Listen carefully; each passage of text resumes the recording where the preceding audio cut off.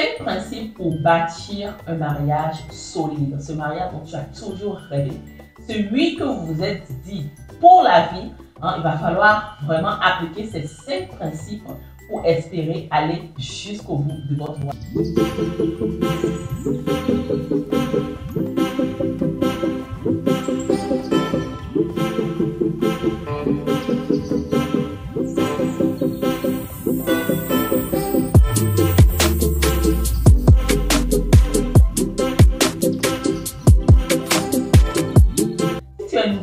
Sur la scène, je te souhaite un chaleureux bienvenue, sur cette chaîne, tu obtiens toutes les clés qu'il te faut pour ouvrir les portes de paix et de bonheur dans ton foyer. Ici, je te parle de sexualité, des mystères de la sexualité, tout ce qui se cache derrière le rideau de la sexualité. N'hésite pas à activer ta cloche de notification, c'est très important pour ne pas louper, rater nos prochaines vidéos. Et si tu es nouveau, n'hésite pas à t'abonner et partage enfin la vidéo autour de toi au maximum. Partage cette vidéo au moins à 5 personnes dans ton répertoire. Partage-le à ces personnes. Assurément, cette vidéo leur fera du bien. Donc aujourd'hui, 5 principes qu'il te faut, mis à part l'amour, il te faut beaucoup d'autres ingrédients. Le ciment seul ne suffit pas pour bâtir une maison. Non, il faudra des cailloux, du fer, du bois, plein d'autres choses, des ouvriers, tout ce qu'il faut. Il faut bien d'autres choses plus qu'un ciment seul pour bâtir une maison. Donc aujourd'hui, on peut prendre l'exemple de l'amour qui est comme ton ciment. C'est vrai que alors ça permet aux briques de se lever et ça permet à la solidification de la maison, mais ce n'est pas suffisant. Il te faut aussi de l'eau. Il te faut aussi plein d'autres choses que je partage avec toi aujourd'hui pour réussir ton mariage, ton aventure. Vous vous êtes dit oui, c'est pour la vie, n'est-ce pas? C'est ce que vous vous êtes dit à l'Amérique.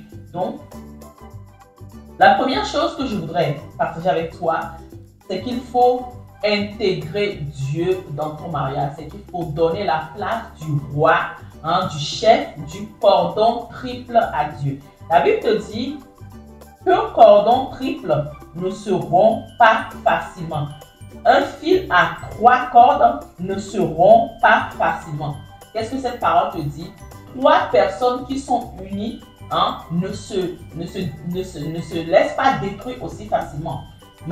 Te voilà qui ouvre la porte à Dieu le Tout-Puissant afin qu'il soit votre cordon triple dans votre mariage. Qu'il soit la 3e personne qui prend parti de chaque personne lorsqu'il y a des incompréhensions, lorsqu'il y aura des disputes. Cette personne-là, cette personne qui est tellement sage qu'il pourra vraiment vous conseiller et vous donner de vraies solutions en profondeur pour pouvoir résoudre vos problèmes et continuer à avancer dans votre foyer. Donc, il est très important de donner toute la place à Dieu dans votre foyer.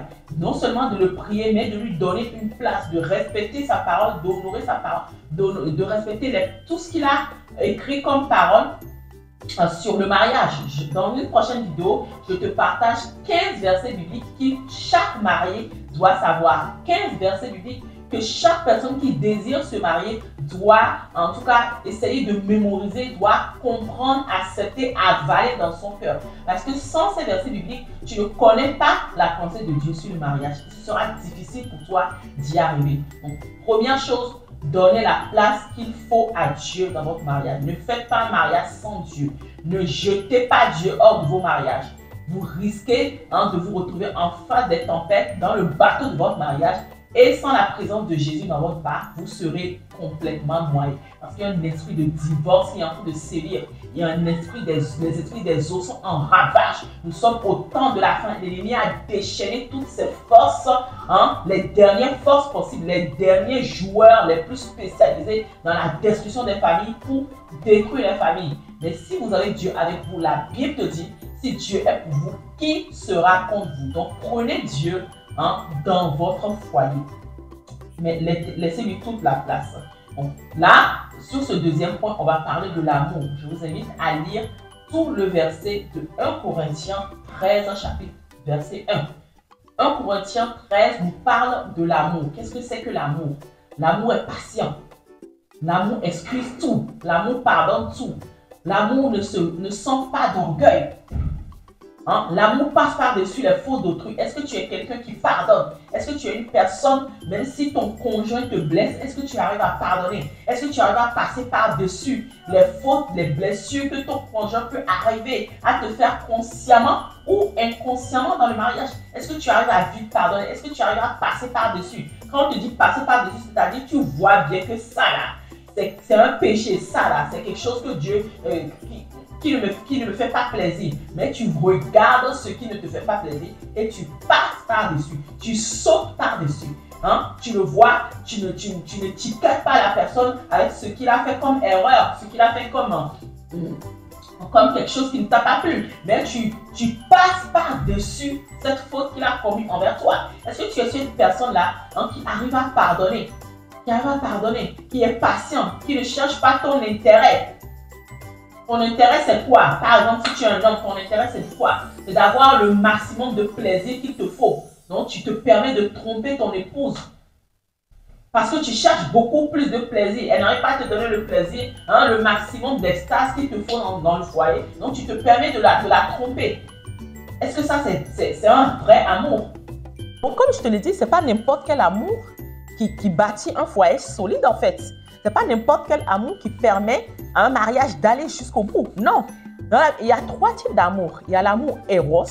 C'est tout ce qui a attrait à la beauté, à la masculinité, à la féminité. Ce que tu aimes chez la personne, sur sa chair, son physique, son comportement, ses démarches, tout ça.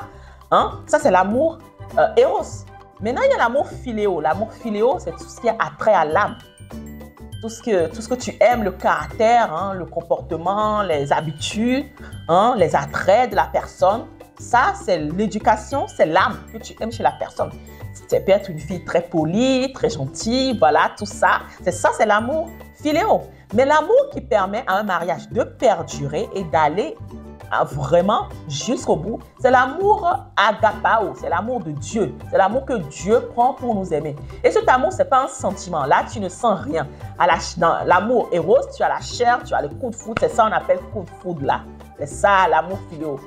Mais coup de foudre là, ça tue. Quand tu as le foudre qui passe, quand tu as l'appui, il y a les foudres qui passent là. Qu'est-ce que ça fait? Ça détruit, non?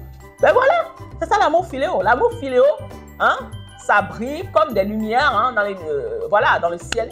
Mais à la fin, ça détruit. C'est ça l'amour philéo. Ça n'amène pas loin un mariage. L'amour, pardon, pas l'amour philéo, l'amour éros. L'amour éros, ça paraît beau comme une lumière.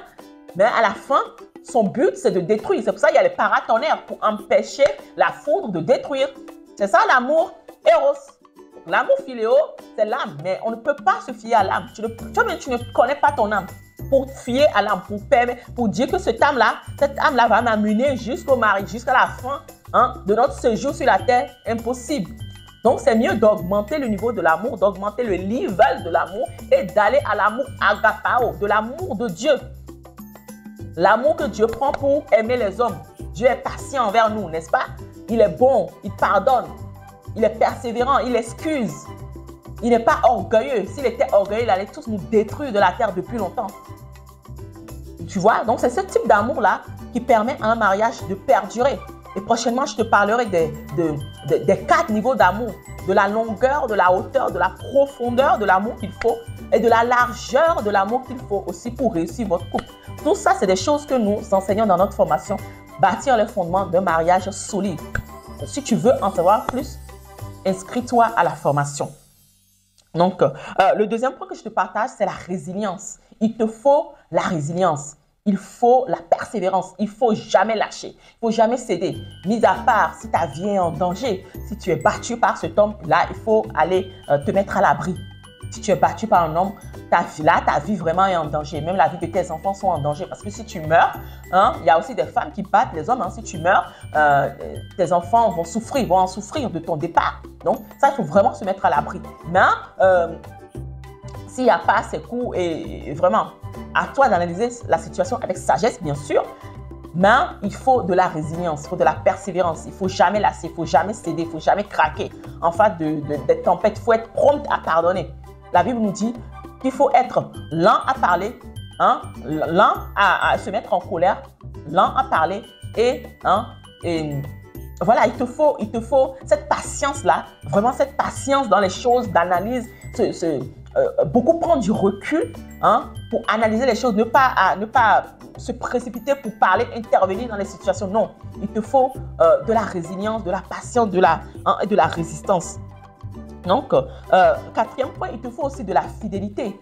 Il faut aussi de la fidélité. Quand tu dis oui, hein, quand tu disais oui à la mairie, hein, oui, j'accepte de te prendre pour épouse jusqu'à la mort, et que rien ne nous séparera, hein, ni la mort ni la vie ne nous séparera. J'accepte de te prendre pour époux. Mais qu'est-ce qui s'est passé, mon frère, quand tu as commencé à tromper la sista?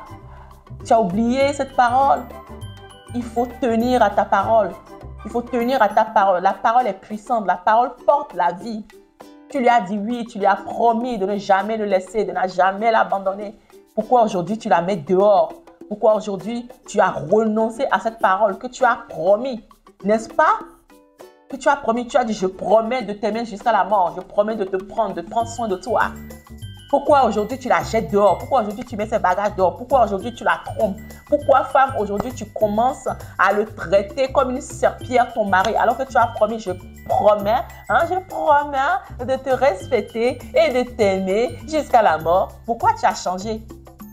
C'est vrai que des fois, hein, nul n'est parfait. Moi, la première, il peut arriver des choses où je peux embêter mes paroles, mais sans le savoir, bien sûr, je peux embêter mon mari. Mais chaque fois, je prends le temps de faire un point avec lui. Est-ce que tu trouves que à cette telle année de mariage, nous sommes à telle année de mariage, est-ce que tu trouves que je suis la femme que tu as toujours désirée? Est-ce que tu trouves que je suis restée cette femme que tu as épousée? Je prends souvent le temps de demander à mon mari, est-ce que j'ai changé? Est-ce que je dois corriger quelque chose? Et il me dit ce que je dois corriger, ce que je dois améliorer et ce que j'ai bien fait. Prenez aussi le temps de faire des points dans votre couple. Hein? Prenez le temps. On est tellement... Hein, les couples aujourd'hui... Oh, Seigneur, on ne va pas aller sur ce côté-là. Prenez le temps de faire des bilans. Ça va vous permettre d'avancer hein, sur les choses concrètes dans vos foyers. Donc, cinquième point, pour terminer très rapidement, il faut hein, attiser le feu de l'amour. Hein, comme un film le dit, n'est-ce pas? Un feuilleton le dit, les feux de l'amour. Il faut mettre les bois dans le feu. Il faut mettre les bois. Il faut vraiment attiser ce feu. Parce qu'un feu qui ne reçoit plus de bois s'éteint. Un feu qui ne reçoit plus de bois s'éteint. Il faut enflammer. Il faut mettre tout ce qu'il faut pour que cette flamme-là soit gardée. Non seulement qu'elle soit gardée, mais qu'elle augmente d'année en année. Il faut tout faire, il faut mettre les choses en place, des journées en place, des journées spéciales couple, hein, des activités spéciales couple, hein, des temps où vraiment vous profitez de vous deux sans les enfants. C'est très important, sinon vous allez vous laisser noyer, vous allez laisser votre...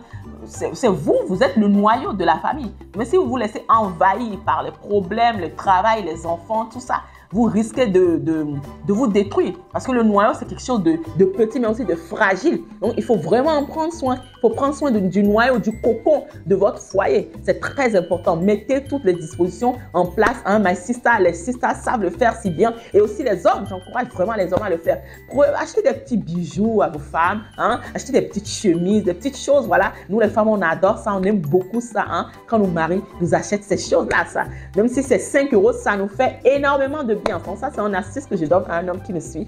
Voilà, c'est 5 points que je voudrais partager avec vous aujourd'hui pour bâtir hein, un mariage solide et durable. J'espère que cette vidéo vous a vraiment fait du bien. N'hésitez pas hein, à la partager autour de vous. Likez, prenez le temps de liker. J'attends vos likes. Et sur ce, je vous dis à très vite.